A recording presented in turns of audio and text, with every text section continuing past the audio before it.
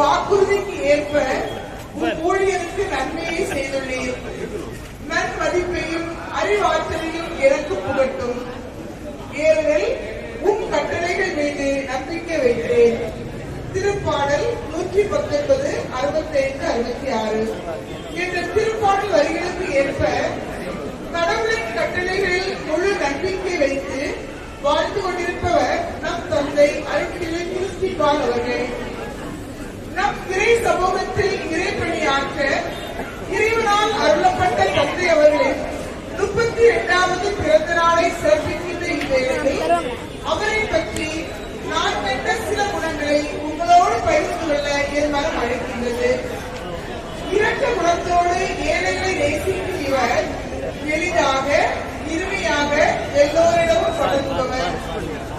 எதிலும் நேர்மறையாக சிந்திக்கும் ஆற்றல் பெற்றவர்.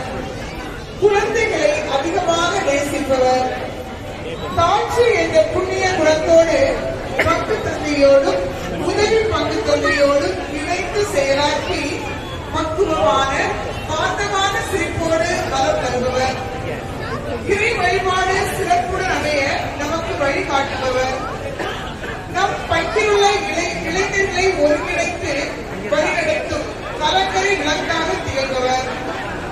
நாளைய தினம் தனது 33வது அகவையில் அடியெடுத்து வைக்கும் நம் பாசமிகு தந்தை அருட்திரு கிறிஸ்டிபால் அவர்களை வாழ்த்துவோம். அவர் பணி சிறக்க ஜெபிப்போம். குறையில்லாத உன் குணத்தோடும் குறையாத உன் பண்போடும் குறையில்லாத உன் புகழோடும் குறைவில்லாமல் நீ பல்லாண்டு வாழ்க வாழ்க என ஜெபித்து வாழ்த்தும்